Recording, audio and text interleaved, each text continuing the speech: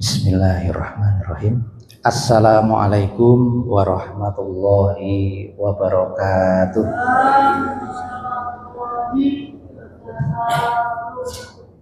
Innal hamdalillah nahmaduhu wa nasta'inuhu wa nastaghfiruh wa na'udzu billahi min syururi anfusina wa min sayyiati a'malina. May yahdihillahu fala mudhillalah wa may yudlil fala hadiyalah. Asyhadu an la ilaha illallah wahdahu la syarikalah wa asyhadu anna Muhammadan abduhu wa rasuluhu wa lan nabiyya ba'dah. Allahumma shalli ala sayyidina Muhammad wa ala ali sayyidina Muhammad. Faqala Allah Ta'ala fi kitabihil karim, a'udzu billahi minasyaitonir rajim. Bismillahirrahmanirrahim. Alif lam mim. Zalikal kitabu la raiba fihi hudal lil muttaqin. Wa qala ta'ala aidan syahrul ramadan alladzi unzila fihi al-Qur'an hudal lin-nasi wa bayyinatin minal huda wal furqan. Faqala Rasulullah sallallahu alaihi wasallam, khairukum man ta'allamal Qur'an wa 'allama. Wa qala aidan la aqulu alif lam mim harfun walakin aqulu alif harfun wa lam harfun wa mim harfun. Shadaqallahu azim wa shadaqa rasulul karim. Bapak Ibu jamaah sekalian, jamaah sholat subuh Masjid Al-Huda yang dirahmati Allah Subhanahu wa taala. Alhamdulillahirabbil alamin, puji syukur senantiasa kita panjatkan kehadirat Allah Subhanahu wa taala yang pada kesempatan pagi hari ini menghidupkan kita setelah mematikan. Alhamdulillahilladzi ahyana ba'dama amatana wa ilaihi nusyur. Di setiap saat, setiap kesempatan kita dituntunkan untuk memuji kepadanya dengan beragam aktivitas maupun beragam doa-doa yang penuh kemuliaan.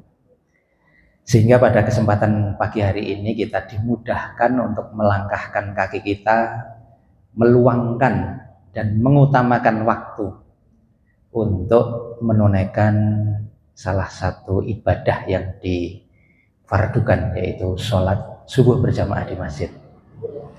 Mudah-mudahan kita semua yang duduk pada kesempatan pagi hari ini di majelis, duduknya kita dengan niatan karena Allah dalam rangka untuk mengkaji ayat-ayat Allah, maka Allah Subhanahu wa taala akan mendoakan, memberikan rahmat. Bahkan di keterangan disebutkan semua binatang melata dan ikan yang ada di air mendoakan kepada orang-orang yang duduk di dalam satu majelis yang diniatkan karena Allah dalam rangka mengkaji ayat-ayat Allah. Mudah-mudahan kita semuanya mendapat keberkahan dari Allah Subhanahu wa taala. Amin ya rabbal alamin. Shalawat dan salam semoga terlimpah kepada qudwah hasanah kita, kepada beliau Rasulullah sallallahu alaihi wasallam, kepada keluarga, sahabat dan pada seluruh umatnya hingga akhir zaman. Amin ya rabbal alamin.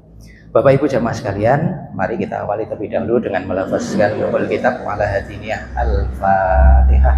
A'udzubillahi minasyaitonir rajim. Bismillahirrahmanirrahim. Alhamdulillahirabbil alamin, arrahmanirrahim, maliki yaumiddin. Iyyaka na'budu wa iyyaka nasta'in. Ihdinas siratal mustaqim. Shiratal ladzina an'amta 'alaihim ghairil maghdubi 'alaihim waladdallin. Amin. Bapak Ibu jamaah sekalian, pada kesempatan pagi hari ini insya Allah mengkaji terkait dengan dua orang sahabat. Satu sahabat Nabi, kemudian satunya sahabiyah. Mudah-mudahan di beberapa keterangan yang terkait dengan keutamaan-keutamaan yang berbeda. Sebelum mengarah ke sana, Bapak Ibu yang kami hormati, jamaah rahimakumullah, di awal tadi kami sampaikan satu pengantar berkenaan dengan keutamaan-keutamaan dalam rangka kita mengoptimalkan, dalam rangka kita mengisi di bulan Ramadan. Bahwa Al-Quran diturunkan oleh Allah Subhanahu wa Ta'ala sebagai petunjuk, sebagai al-huda, sebagai penjelas. Kemudian keterangan lain menyebutkan syahrul Ramadan alladzi unzila fihil Quran. Bulan Ramadan, bulan yang di dalamnya diturunkan Al-Quran. Hudal linnasi wa bayyinatin minal huda wal furqan, sebagai petunjuk dan penjelas. Di dua hadis berikutnya memberikan keterangan kepada kita terkait dengan keutamaan membaca Al-Quran. Khairukum man ta'allamal Quran wa 'allamah. Sebaik-baik kamu, yaitu orang yang belajar dan mengajarkan Al-Quran. Ada keterangan-keterangan yang ketika Rasulullah Shallallahu Alaihi Wasallam ditanya ataupun memberikan penjelasan beragam. Misal ditanya yang paling utama apa? Di dalam setiap konteks berbeda jawabannya, termasuk nanti berkaitan dengan kisah salah seorang sahabiah. Berkenaan dengan pertanyaan siapa yang paling mulia, siapa yang paling utama pekerjaannya. Nah, Bapak Ibu jamaah sekalian, di hadis berikutnya yang berkenaan dengan Al-Quran, membaca Al-Quran, la akulu alif lam mim harfun.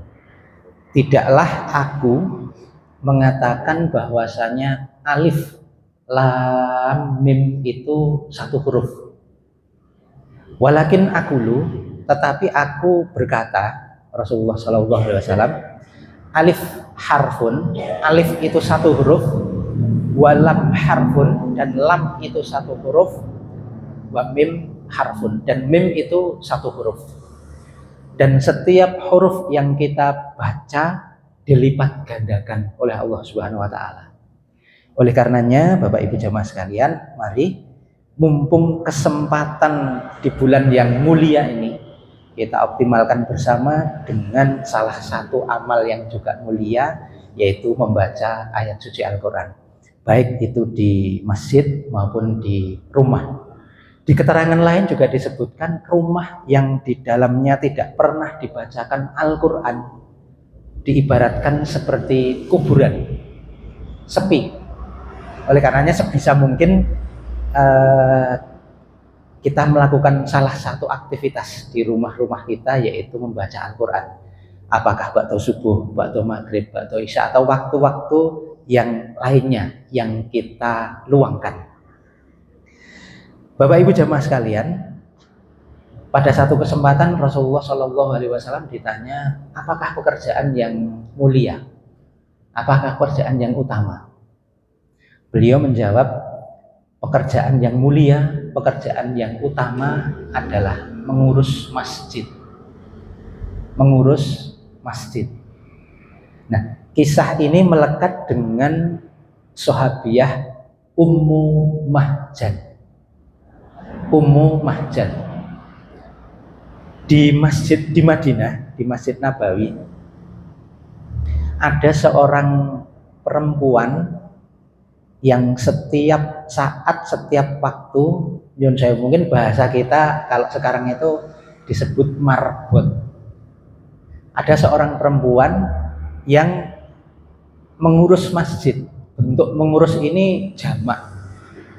Nah, di keterangan itu disebutkan mengurus masjidnya Ummu Mahjan itu adalah resik-resik, membersihkan masjid, memunguti sampah ataupun kotoran-kotoran yang ada di masjid, kemudian diambil, diletakkan pada tempatnya. Nah, pada satu kesempatan tidak terlihat. Kemudian beliau bertanya, kemana? sosok perempuan yang biasa membersihkan masjid ini, yang sering memunguti kotoran ataupun memunguti sampah ini. Kemudian disampaikan keterangan oleh para sahabat bahwa beliau sudah wafat, sudah meninggal. Kemudian kenapa tidak memberitahu aku? Pada keterangan itu disebutkan ketika Ummu Mahjan itu meninggal, kemudian para sahabat berinisiatif mendatangi rumah beliau. Tapi kemudian dilihat beliau sedang istirahat dan tidak ingin mengganggu istirahat beliau. Kemudian para sahabat mengurus jenazah Ummu Mahjan sampai akhirnya dikuburkan. Kemudian di keterangan itu disebutkan diminta menunjukkan, ditanya ini kuburan siapa begitu. Disampaikan ini kuburan Ummu Mahjan. Kemudian Rasulullah mengajak para sahabat untuk mensolatkan sholat gaib pada saat itu. Dan sahabat bertanya, ada apa wahai Rasul? Beliau memberikan penjelasan bahwa Allah menunjukkan, memperlihatkan bahwa Ummu Mahjan ini di surga memungut sampah di masjid. Dilihat, ditunjukkan bahwa Ummu Mahjan ini memungut ataupun membersihkan, mengambil sampah yang ada di masjid. Bapak Ibu jamaah sekalian, kalau di awal tadi terkait dengan keumuman keterangan pekerjaan yang mulia, pekerjaan yang utama, yaitu mengurus masjid. Ya, bahasa kita sekarang barangkali bisa jadi ataupun mudah-mudahan tercakup terkait dengan takmir gitu. Memakmurkan ataupun mengurus masjid. Sesungguhnya yang memakmurkan masjid itu hanyalah keterangan di 2 pekan yang lalu, orang-orang yang beriman kepada Allah dan hari akhir, dan seterusnya di dalam surat At-Taubah ayat 18. Termasuk hal yang spesifik tadi, seorang perempuan sahabiah, Allah Subhanahu wa taala memberikan satu balasan kemuliaan berupa satu, dimasukkan ke dalam surganya Allah. Karena Rasulullah SAW memberikan keterangan bahwa Allah menunjukkan Ummu Mahjan ini mengambil, memungut dan membersihkan sampah yang ada di masjid di surga. Di keterangan itu disebutkan. Bapak Ibu jamaah sekalian, kisah sahabiah, yaitu sahabiah Ummu Mahjan, mengambil satu ataupun memperoleh keutamaan yang diberikan oleh Allah Subhanahu wa taala kepadanya, sesuatu hal yang khusus, pekerjaan paling utama, paling mulia, dan Allah Subhanahu wa taala langsung memberikan balasan yang utama dan mulia. Sehingga kita mendorong kepada semua jamaah, kepada siapapun, untuk sama-sama memakmurkan masjid, menghidupkan masjid, bukan hanya mengurus secara spesifik tadi, memungut sampah ataupun memakmurkan dengan kegiatan-kegiatan yang lainnya sehingga memang betul-betul makmur. Dan salah satunya pula adalah dengan menjaga supaya tertegak aktivitas-aktivitas ibadah, yaitu sholat fardu berjamaah. Nah, bagian kedua ini nanti ada keutamaan yang diberikan kepada sahabat Abdullah bin Ummi Maktum. Ada 2 atau 3 keterangan, nanti mudah-mudahan kita sampai berkenaan dengan salah satu ikhtiar kita untuk memakmurkan masjid. Sesungguhnya Allah Subhanahu wa taala menjamin bagi orang-orang yang mendatangi masjid dengan kegembiraan, rahmat, dan kemudahan melintasi Shiratal Mustaqim. Allah Subhanahu wa taala menjamin, memberikan rahmat, memberikan kemudahan dalam melintasi Shiratal Mustaqim kepada orang-orang yang gemar mendatangi masjid, yaitu dalam rangka menunaikan ibadah. Dalam hadis yang diriwayatkan oleh Imam Tabrani, al masjidu baitu kulli taqi. Masjid itu adalah rumah bagi setiap orang yang bertakwa. Al masjidu baitu kulli taqi. Wa qad dhaminallah azza wa jalla liman kanal masajidu buyutahur raw warahmah wal jawaza ala sirat. Dan Allah menjamin orang-orang yang menjadikan masjid sebagai rumahnya dengan kegembiraan. Allah menjamin orang-orang yang menjadikan masjid sebagai rumahnya untuk tempat ibadah, untuk menunaikan sholat fardu berjamaah yang dilaksanakan dengan kegembiraan, rahmat, dan kemudahan melintasi siratal mustaqim.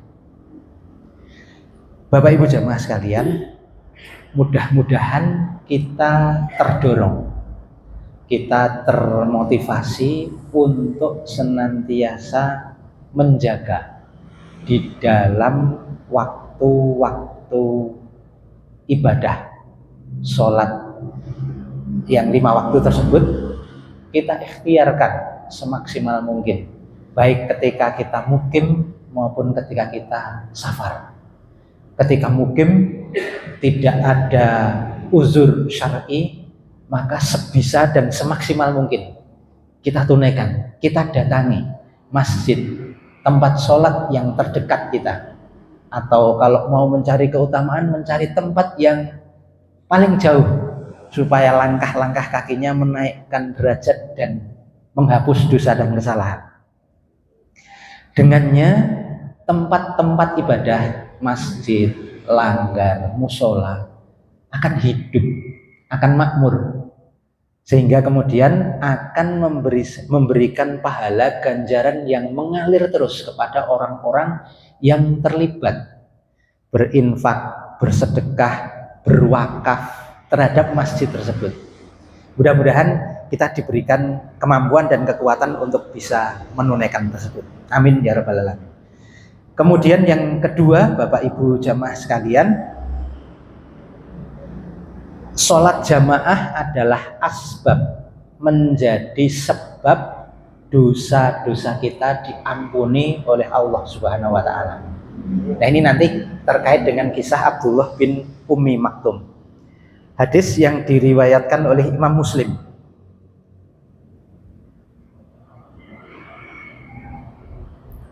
Man tawadhu'a lis-sholati fansibahu al-wudu thumma masya ilas sholatil maktubah fasolaha ma'an nas au ma'al jamaah au fil masjidi ghafarallahu lahu dzunubah.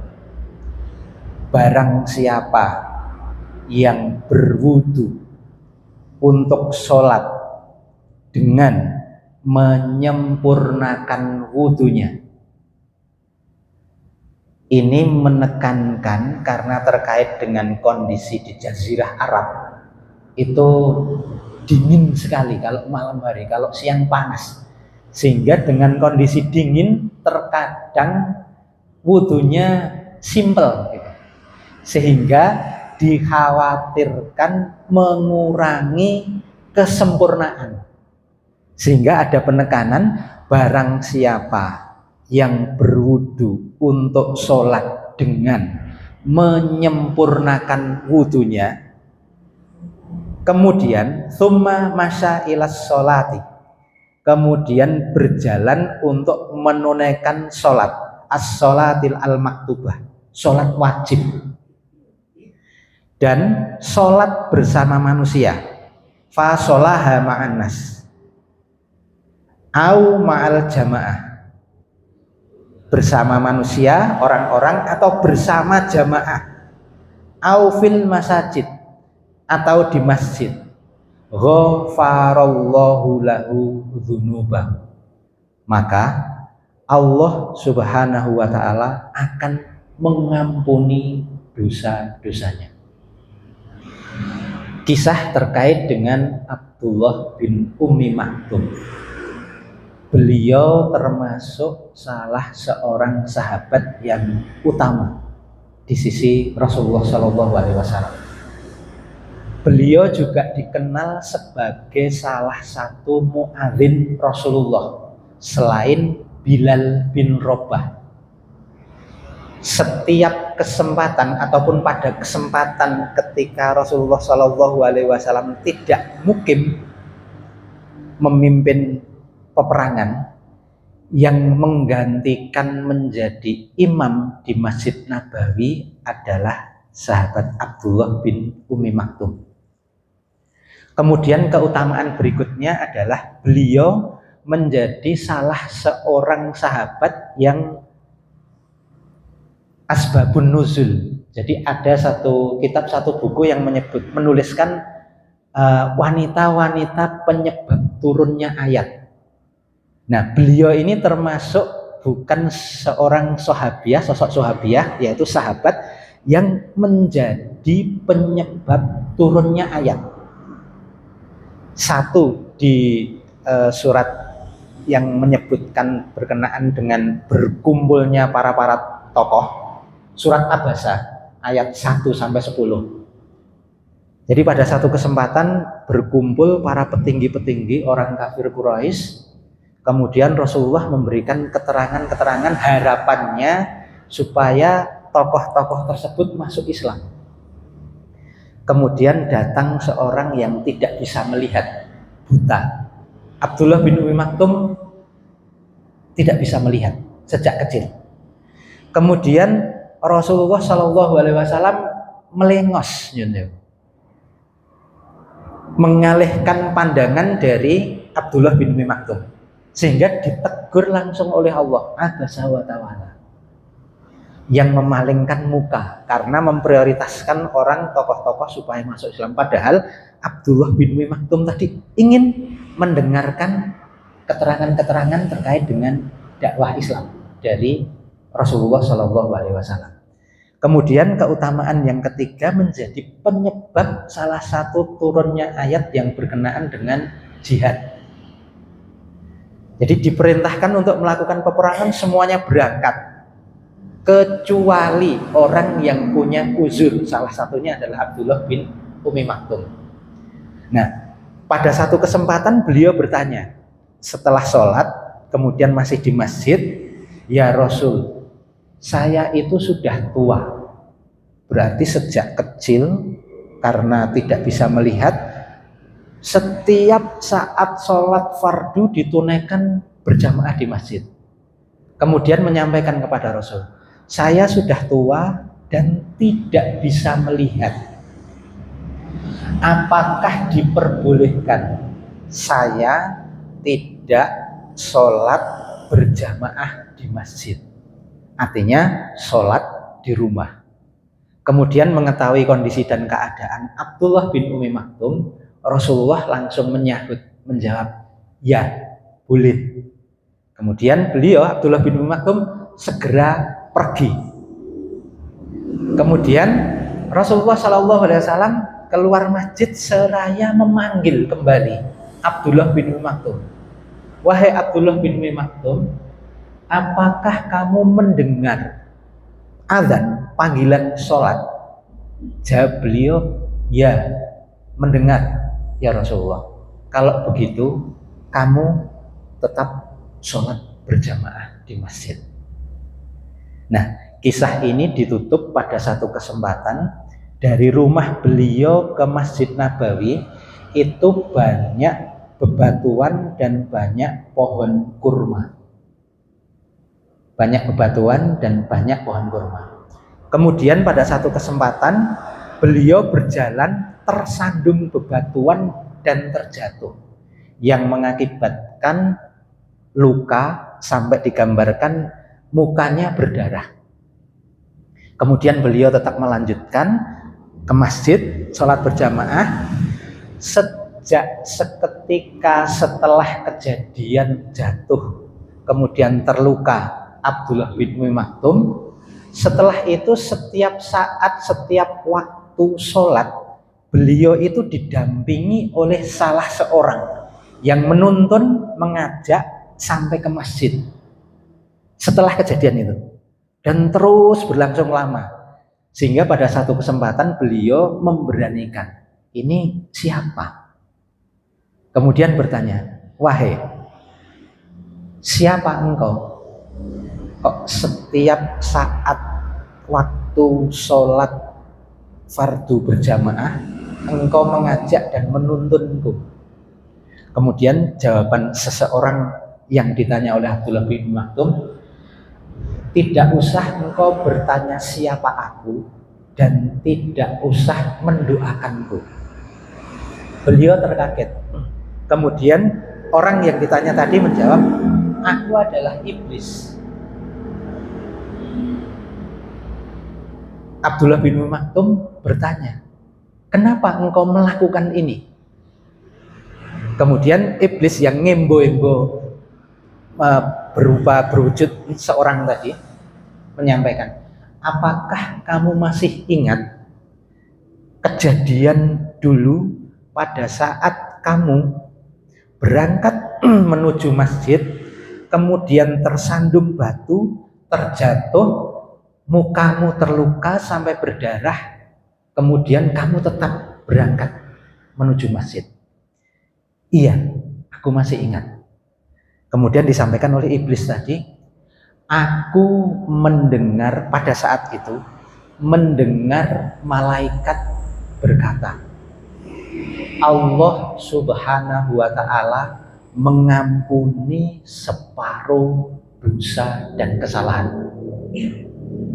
Lantas kemudian, kenapa engkau melakukan ini? Mendampingiku, menuntunku setiap saat, setiap waktu sholat menuju ke masjid.